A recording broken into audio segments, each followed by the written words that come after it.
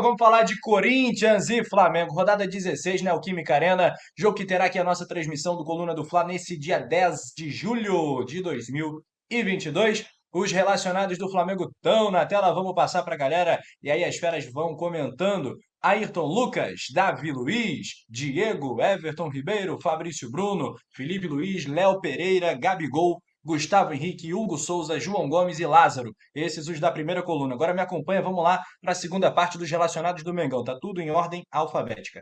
Marinho, Matheus Cunha, o goleiro, Matheus França, que meteu gol de cria na Libertadores da América, Pablo, Pedro, Rodrigo Caio, Rodilenda, Santos, Thiago Maia, Vitor Hugo, Vitinho e Wesley, lateral direito Wesley. Essas são as opções do Flamengo no banco de reservas para o jogo contra o Corinthians. Poeta Túlio, já temos a provável escalação na tela também. Quer passar pra gente? Manda na lata sem caô. O homem do sem caô, Poeta Túlio, vai anunciar o time do Mengão do Dorival, que tá aí de perfil. Tá bonito o Dorival, Túlio? O que você acha? Tá bem, tá ali, né? Só posturado, ó, dando aquela olhada de perfil assim. É aquela foto espontânea. Ó, a Fernanda Lobac falou que o Bruno chega 11h30 só para poder pagar meia no rodízio, entendeu? Aí, ó. E o Torres concorda comigo aqui que mostarda é muito melhor que ketchup. Mas a Monigol, a querida Monigol, um beijão para ela, saudações rubro-negras, falou aqui que mostarda é um pouco pior do que, do que ketchup, né? Aliás, é pouco pior do que ketchup. E o Alisson falou que é fã de pimenta, eu também sou fã, mas não dá para comer pimenta na pizza, né? Aí complica. Mas vamos lá. Provável Flamengo para amanhã. Lembrando, né? O Arrasca, coitado, sentiu dores, não foi nem relacionado. Santos, Rodinei, Rodrigo Caio, Fabrício Bruno, Ayrton Lucas, depois João Gomes e Thiago Maia, Vitor Hugo ali com a carinha de bebê. Mais à frente, Vitinho, Everton Ribeiro e Gabigol. Esse é o provável Flamengo de amanhã. Esse é o provável Flamengo de amanhã, então tá na tela, você confere. Mais uma vez, Santos, Rodinei, Rodrigo Caio, ao lado dele o Fabrício Bruno, né? Ayrton Lucas, Thiago Maia, João Gomes, Vitor Hugo, Everton, Gabi e Vitinho. Bruno Vilafranca, será mesmo que o Dorival vai com essas opções? Não temos a Rascaeta? Dá o papo aí. Pois é, não temos Arrascaeta e Mateuzinho, tá? Não vieram junto com o elenco. O Mateuzinho com uma amidalite, né? Uma inflamação nas amígdalas, e o Arrascaeta com dores na região lombar.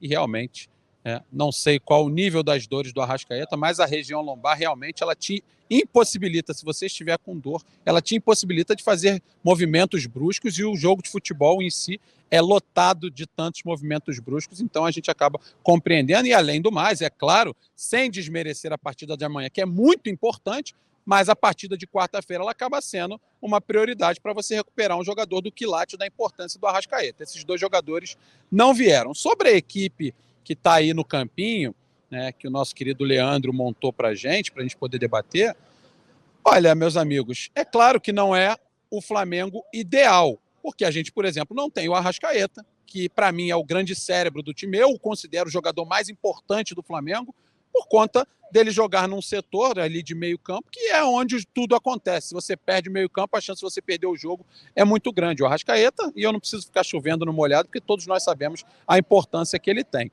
Claro que o Flamengo perde sem o Arrascaeta. Por outro lado, é bom que a gente lembre que esse mesmo trio de meio campo, Thiago, Everton e a gente tem hoje, Thiago, João Gomes e Vitor Hugo, é um trio que o Thiago e o João já jogam junto há bastante tempo, e o Vitor Hugo é uma grata surpresa nesses últimos jogos. Ele entrou contra o Santos no final de semana passado, vitória do Flamengo, entrou muito bem para um garoto, né, que sofre, claro, pressão por estar estreando no profissional, entrou bem demais, e o Everton Ribeiro também entrou bem demais naquela partida, jogando um pouco mais por dentro. A gente precisa ver como é que vai ser essa montagem do Flamengo. É possível que haja essa movimentação que está aí, mas também é possível que haja uma pequena mudança. Por exemplo, se o Vitor Hugo não começar jogando, o Everton Ribeiro jogar por dentro e o Marinho entrar ali do lado direito. É uma possibilidade, né? Até porque No sábado passado, a gente lembra, Marinho e Everton Ribeiro fizeram uma dupla muito bacana ali por esse lado direito. Inclusive, o primeiro gol do Flamengo acabou saindo por ali. São algumas variações. Eu não vejo nem Marinho nem Everton, que estão posicionados aí do lado direito, atuando do lado esquerdo. A gente sabe que eles não rendem. Paulo Souza já tentou isso por diversas vezes e os jogadores não renderam. Então, não vejo outra possibilidade a não ser o Vitinho, mesmo não sendo o meu favorito. Eu não vejo, se vocês lembrarem aí de alguma outra opção que tenhamos nesse elenco, mas eu não lembro de alguém que possa entrar ali desse lado esquerdo para essa partida. Marinho, para mim, é lado direito. Everton Ribeiro também. Então, para mim, essa formação que aí está, ela pode sim ser a titular. É um time forte do mesmo jeito. É bom que a gente diga isso. Continua sendo um time muito forte, porque a gente está falando de Rodrigo Caio, né? Hoje e para a partida de amanhã, um provável reserva, mas o Rodrigo Caio é um titular absoluto. Mas provavelmente teremos Davi Luiz e Léo Pereira no jogo de quarta-feira, como foi na última quarta no Maracanã. Tem também o Pablo, mas aí tem o Fabrício Bruno, que está retornando de lesão, ficou muito tempo parado, e era um zagueiro que tinha caído nas graças da torcida antes da lesão, né, lá no Campeonato Carioca. Então o Flamengo mostra, mais uma vez, como fez no sábado passado, a força do elenco. Desses jogadores que aí estão, meus amigos, o Vitinho é o que eu coloco ali na berlinda. Por outro lado, não vejo opção para a mesma função que o Vitinho vai fazer amanhã, caso de fato seja esse time que vem a campo, porque não vejo opções ali nos jogadores que vieram para São Paulo de alguém que possa atuar ali por esse lado esquerdo. Beleza, verdade. E aí, Túlio? Olha, eu acho que a gente vai vendo ali que claramente o Dorival vai ali poupando alguns jogadores. Eu acho, por exemplo, o Felipe Luiz deve jogar quarta-feira, deve ser titular. A gente tem dúvidas ali, talvez, né, na vaga do Fabrício Bruno, porque eu não acredito que ele deva deixar o Davi Luiz de fora, depois da partida que ele fez contra o Tolima, e colocar o Fabrício, manter o Fabrício Bruno, na verdade, né, confirmando que ele joga amanhã, até porque ele está voltando de lesão, né? Vai lembrar que o Fabrício Bruno tá aí um longo tempo, né, sem atuar, então, assim, acho que ele joga amanhã justamente para poder poupar o Davi Luiz, esses jogadores que têm mais idade, né, já aí seus 35, 36 anos, que vão sendo poupados e colocados em jogos mais importantes, na teoria. O meio de campo, assim, João Gomes e Thiago Maia, eu venho falando já há bastante tempo que, até olhando para as opções, lógico que isso vai mudar, a gente vai até falar de outras opções aí que podem surgir no Flamengo para o setor, mas dos jogadores que estavam atuando ali, incluindo o Arão, incluindo o Andrés, que saiu recentemente, eram os dois melhores, na minha opinião, Thiago Maia e João Gomes. E na frente o Vitor Hugo acaba sendo quase que uma necessidade, porque não tem quem botar ali. A não ser que, como colocou bem o Bruno, não tem ninguém para botar na esquerda. A não ser que fosse colocar, talvez a opção fosse colocar o Lázaro ali e deslocar o Vitinho para o meio, né? Então, assim, não vejo problema do Vitor Hugo entrar, porque Diego não vai jogar por ali. Acho que dificilmente o Dorival escalaria.